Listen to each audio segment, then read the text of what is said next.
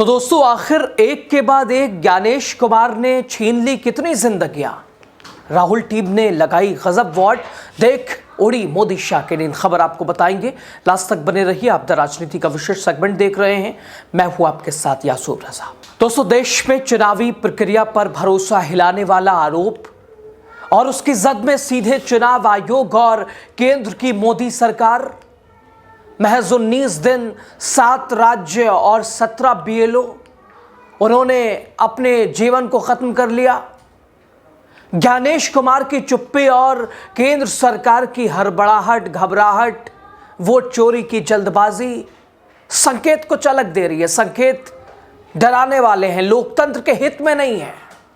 दोस्तों एसआईआर प्रक्रिया बिहार में शुरू हुई, नाम कटे हटे क्या कुछ नहीं हुआ एसआईआर के नाम पे। और आज एक बड़ा तबका ये कहने से बिल्कुल भी बाज नहीं आ रहा है कि बिहार में चुनाव परिणाम अगर एनडीए के पक्ष में गया तो इसके पीछे एसआईआर का खेल रहा। एसआईआर बीजेपी का ये नया हथियार। अब बीजेपी ने एक नए हथकंडे अपनाए हैं चुनावी नतीजों पर कब्जा करने के लिए, चुनाव अपने पक्ष में करने के लिए। और अभी आगामी साल 5 राज्यों में चुनाव, और इसको लेकर लगातार क्या वही तैयारी। एक बड़ा तबका क्यों कह रहा है ऐसा, और अब राहुल टीम कैसे हावी हो गई है। दोस्तों दरअसल देश के 12 राज्यों में शुरू हुई एसआईआर की प्रक्रिया, उसके ऊपर बिहार की तरह ही और बिहार से बड़े बड़े आरोप लगने लगे हैं। और जो कुछ हो रहा है वो सोचा नहीं जा सकता है। एक ऐसी प्रक्रिया जिसके काम करने वाले जो इस काम को कर रहे हैं, आमतौर पर बेचारे जो शिक्षक होते हैं, वही चाहे जनगणना करनी हो या कुछ भी इस तरह की, या मोदी जी की रैलियों में लोगों की भीड़ लानी हो, यही बेचारे लाते हैं, ले जाते हैं। और एक बार फिर एसआईआर के प्रेशर में इस काम को लेकर सुबह रात दोपहर दिन शाम कल आज कुछ समझ ही नहीं आ रहा है। और वो एक के बाद एक अपने आप को इस दुनिया से दूसरी दुनिया में ले जा रहे हैं। दोस्तों आखिर आदमी ऊब कब जाता है अपने जीवन से, अपनी जिंदगी से, घर परिवार, बेटे बच्चे सबके बावजूद। कुछ ऐसी चीजें होती है जिसके बाद कुछ दिखाई नहीं देता, कुछ विकल्प नहीं बचता। बस एक ही दिखता है कि साहब इस जीवन को खत्म कर लो और इस दुनिया से रुखसत हो लो। आखिर एसआईआर काम करने वाले एक के बाद एक क्यों अपनी जिंदगी को खत्म कर रहे हैं। दोस्तों पश्चिम बंगाल, मध्य प्रदेश, गुजरात, उत्तर प्रदेश, इसके अलावा यानी देश के 12 राज्यों में एसआईआर प्रक्रिया, और हर जगह हंगामा। हर जगह दोस्तों इसकी कार्यशैली पर, इसके तरीके पर सवाल उठ रहे हैं और लगातार उठते रहेंगे। क्योंकि चुनाव आयोग निष्पक्ष रूप से आके बताना भी नहीं चाह रहा है। ज़बान पे ताले हैं, बीएलओस की मौत पे मौत हो रही है। वो कोई हार्ट अटैक, कोई प्रेशर लेके, कोई बहुत ज़्यादा तनाव, किसी ने आत्महत्या, कईयों ने सुसाइड नोट भी छोड़ा। और सीधे आरोप चुनाव आयोग और इस एसआईआर के काम के पीछे तनाव की। साफ तौर पर कई जगह तो एफआईआर जैसी नौबत, और सीधे चुनाव आयोग पर, मुख्य चुनाव आयुक्त पर। अब कांग्रेस प्रवक्ता सुप्रिया श्रीनेत ने भी जो किया है वो सीधे ज्ञानेश कुमार और ज्ञानेश कुमार के काम के ऊपर सवाल, एसआईआर प्रक्रिया के ऊपर, इसकी संवेदनशीलता के ऊपर, इसकी कार्यशैली, कार्यक्षमता के ऊपर एक नहीं कई सवाल छोड़ते हैं। सुप्रिया श्रीनेत ने सोशल मीडिया पर एक पोस्ट किया और दावा किया कि पिछले 19 दिनों में 17 बीएलओस की मौत हो चुकी है। 17 बीएलओ ने अपनी जान गंवा दी है और इसमें कई आत्महत्याओं का भी मामला है। उन्होंने लिखा कि वोट चोरी अब लोगों की जान ले रही है। बीएलओ पर एसआईआर का इतना प्रेशर कि उन्हें सुसाइड जैसे कदम यानी अपने जीवन को समाप्त करना ही ऑप्शन बच पा रहा है। दोस्तों कांग्रेस नेता ने जान गंवाने वाले बीएलओस की जानकारी भी शेयर की है और उनकी ओर से शेयर किए गए आंकड़ों के मुताबिक गुजरात में 4, पश्चिम बंगाल में 3, उत्तर प्रदेश में 1, केरल में 1, मध्य प्रदेश में 4, राजस्थान में 3, तमिलनाडु की 1। यानी ये अब क्या समझा जाए।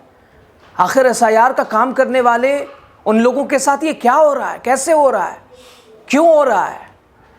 कांग्रेस प्रवक्ता सुप्रिया श्रीनेत ने एक्स पर लिखा 19 दिन 7 राज्य 17 बीएलओ की मौत। दोस्तों, सुप्रिया श्रीनेत आगे लिखती हैं कि वोट चोरी अब लोगों की जान ले रही है। युद्ध स्तर पर वोट चोरी करने के लिए एसआईआर का जबरदस्त प्रेशर है। बीएलओ और पोलिंग ऑफिसर्स की लगातार मौत की खबर, खासतौर से आत्महत्या करने को मजबूर बीएलओ, चिंता का विषय है। सुप्रिया ने बाजाब्ता नाम के साथ पूरी जानकारी साझा की। दोस्तों, सुप्रिया श्रीनेत कहती हैं, पूछती हैं बड़े तल्ख लहजे में, और स्वाभाविक भी है ये चिंता कि आखिर एसआईआर कराने की ऐसी क्या हड़बड़ाहट है, ऐसी कौन सी जल्दबाजी है जो लोगों की जान से ज्यादा कीमती है। इन निर्दोष बीएलओज की मौत के जिम्मेदार सीधे सीधे चुनाव आयोग, ज्ञानेश कुमार, नरेंद्र मोदी हैं। ऐसे में तुगलकी फरमान जारी करके नोटबंदी, लॉकडाउन लगा था, जिसकी इस देश ने भारी कीमत चुकाई। वोट चोरी के लिए कोई अपनी जान गंवाए, ये कैसे बर्दाश्त किया जा सकता है। और इस पर चुनाव आयोग, खासतौर से ड्रामा करने वाले ज्ञानेश कुमार जी की चुप्पी अपने आप में सवाल खड़े करती है। मृतकों के परिवार से आंख मिलाने की हिम्मत है आपकी? 19 दिन 7 राज्य और 17 बीएलओ की मौत हो चुकी है। आखिर इन मौतों का जिम्मेदार कौन है? वोट चोरी की वजह से लोगों की अब जान जाने लगी है। युद्ध स्तर पर जो वोट चोरी करने के लिए एसआईआर का जबरदस्त प्रेशर है, उसके चलते बीएलओ और पोलिंग ऑफिसर्स की लगातार मौत की खबरें आ रही हैं।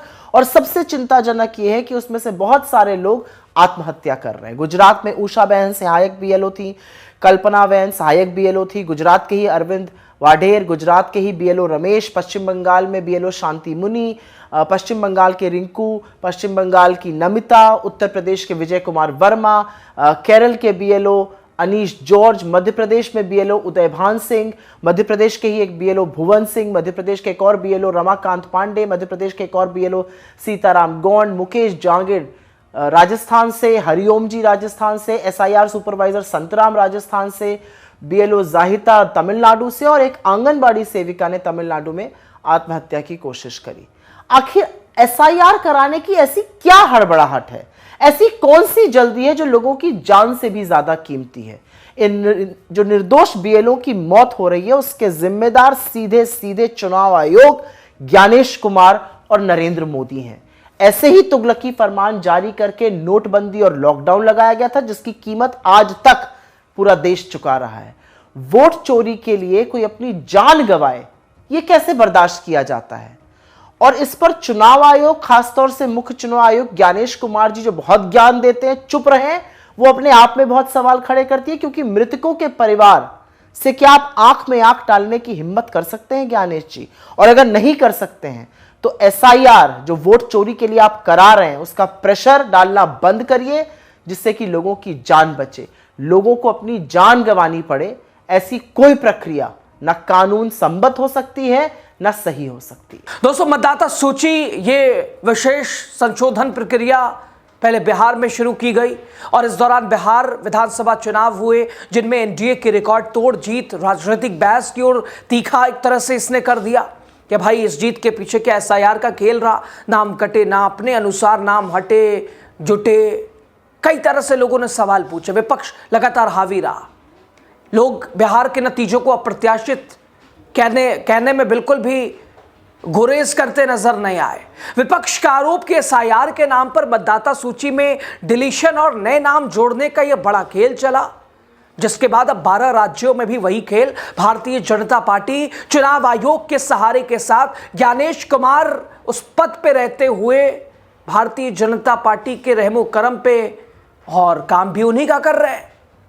ये 12 राज्यों में अब तैयारी वैसी है।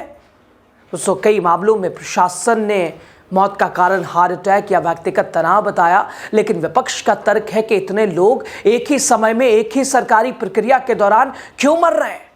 ये सुसाइड नोट के क्या है? आखिर क्या एसआईआर के टारगेट बीएलओ की जान पर भारी पड़ रहे हैं? और क्या किसी भी मामले में निष्पक्ष जांच की मांग जो है, क्या वो सुनी जाएगी? दोस्तों, बीएलओ की मौत ये सिर्फ आंकड़ों का खेल नहीं है, बल्कि ये जाने हैं परिवार के बिखराव की कहानी है। परिवार के गुरूब की एक शुरुआत है और लोकतंत्र की जड़ें हिलती। और एसआईआर के दौरान जो घटनाएं सामने आई, ये न सिर्फ प्रशासनिक संवेदनशीलता बल्कि जवाबदेही पर भी बड़ा सवाल खड़े करते हैं। सुप्रिया का ये हमला, कांग्रेस की ये लगातार सवाल पूछने की क्षमता, क्या अब भी चूँकि पाले में गेंद चुनाव आयोग के हैं, ज्ञानेश कुमार के हैं, क्या चुप्पी तोड़ेंगे, कुछ बोलेंगे, कुछ जवाब देंगे? इन मौतों का कौन जिम्मेदार? एसआईआर प्रक्रिया इतनी जल्दबाजी क्यों है भाई? बताइए, आप क्या कहते हैं दोस्तों? आपकी राय ज़्यादा ज़रूरी है। शुक्रिया, आपका लास्ट तक बने रहे।